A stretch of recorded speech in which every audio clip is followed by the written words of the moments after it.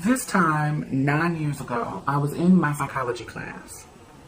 I was so excited because this was my first core class that was my major. You know, I'm a psychology major, so this was my first class that I'm taking that's in my field. And I didn't want to go. I was so sleepy from being up. And, you know, I just did not want to go to class. But I got my butt up and went to class. I'm sitting, so I walk across the street. You know, I live on a dorm, and where the class was held was in one of the auditoriums. So, one of the rooms. And I walk across the street to my class, to the building my class is in. And I see everybody walking, the normal people that I see walking up to, you know, the building. And, you know, everybody's looking as normal as they can be. I walk in the classroom. My teacher is kind of a bitch. She's this stern, older black lady who seems to always have attitude and all that kind of stuff. So when you come in, everybody's quiet because everybody knows that she's kind of a bitch. And, you know, everybody's quiet. You definitely have to put your phones on vibrate. You can't have your phones in the classroom. And you can't, you know, you just can't have any of that stuff. Which, you know, which is okay, which is normal. But she was really strict about it. You know, so we're sitting there and we're waiting for her to start the class. And she starts to talk. And somebody's phone vibrates. Everybody look at the phone. Somebody's other phone vibrates. Nobody's thinking anything of it. Somebody else's phone vibrates. And all of a sudden, everybody in the room who has a phone, it starts to vibrate. On the desk, in the purses, wherever the phones were, they were vibrating. So because we all noticed these phones vibrating, my teacher answered her phone. We looked at her face. You know, of course. You know, we're not thinking what's about to happen is going to happen. We're thinking, you know, we just thinking she answered her phone. This is the first time that I ever saw any emotion out of this lady. Any emotion. And on the phone, she says, "What? Are you serious?" She tells the girl in the front, the teacher, look, she said, "Cut the TV on." The girl cuts the TV on. And as soon as you cut the TV on, you see one of the Twin Towers, fire and smoke coming out of it. Everybody is gagged. Everybody is gagged. And she said, "Cut it up, cut it up, cut it up." So everybody is just into it. So we see the plane. One of the guys said, "Oh shit, is that real?" And one of the girls says, "Oh my God. Oh my God. I gotta call my mom." Everybody reacts in their own way. Me, I'm a people watcher. So instead of reacting, I was in shock. I want you to get this. I was in shock. But instead of reacting, I keep looking at the TV, but I'm looking at everybody's reaction. A girl walking out of the classroom and the teacher says, you know, "Class is dismissed."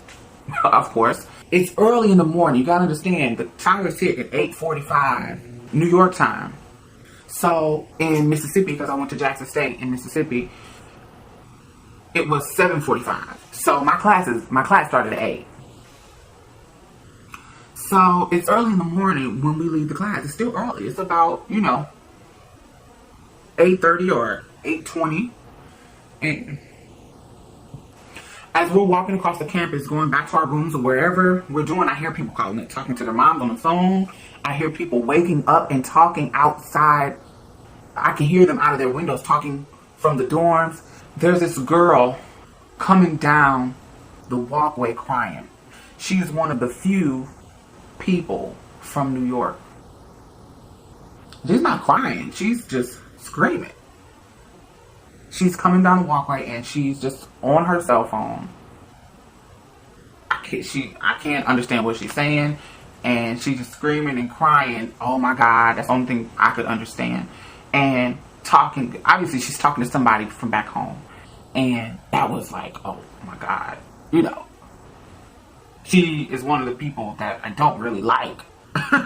But my heart was like, oh my God, I can only imagine what she's going through. So, everybody goes over there. Not everybody, but a few people go over there as we're walking back to our dorms and console her.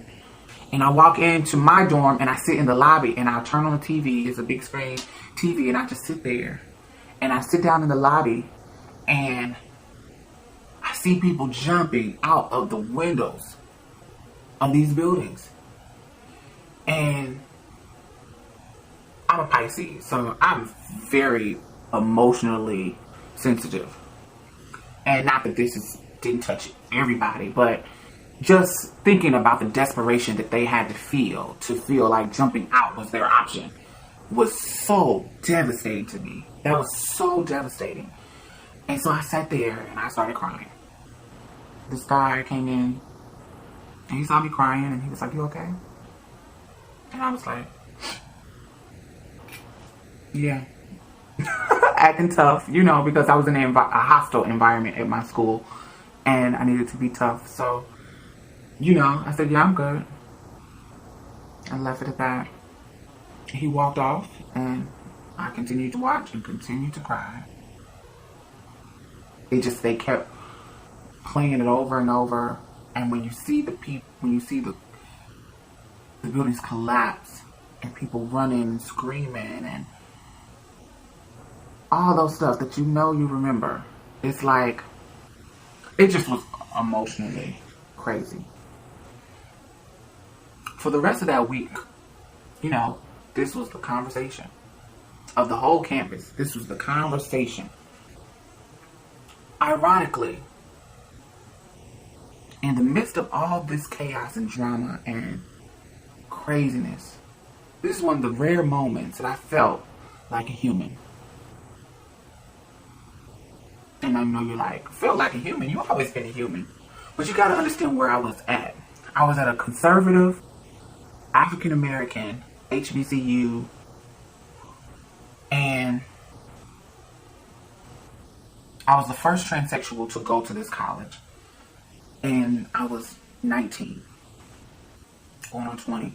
And being the first transsexual to go to that school, they gave me hell. There was not one time that I didn't feel like a circus freak or like I was the center of attention or like I wasn't a part of some. When I got to my junior year, it started to feel normal. But at this time, I was not in the in crowd at all. I was kind of a loner. Gays didn't want to be my friend.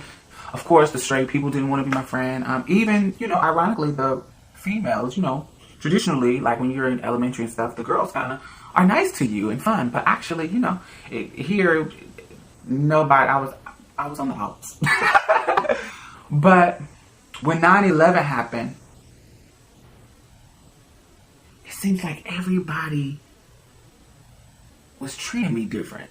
Like, I would say things and comment in discussions with football players and Alpha, Sigmas, whoever, like whoever was in the midst of the conversation, whoever put their input out, it just was, there were people who was looking at me as a person for the first time. And I felt it. Like, it was no longer a separation between us all. It was no longer black, white, and, gay, straight, tall, short, whatever the difference. It was no longer that. We were talking about our safety. We were talking, once 9/11 happened, everybody started, it was like we were all on the same team. We were all Americans. Regardless if you're a tranny, gay, straight, woman, man, whatever you are, we were all American. And it was the first time that I had felt that. And since then, I haven't felt it again. But when you taste something that you never tasted before, and it's tangible and real, you know that it's possible to get it. And it's so horrible that it took something like 9/11 to make everybody feel that. I know people, because I heard people talk about it. I know there was some black people out there that would be at work and they were talking to their white friends and they would You know, and it just seems like there was a difference. It was the race didn't matter. Gender didn't matter. All these fucking barriers and boxes that, you know, that we all were in were shattered.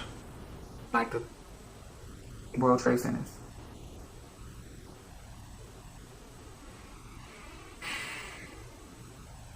It was a moment that I'll never forget. A bittersweet moment. The human feeling was sweet to me. I'll never forget it.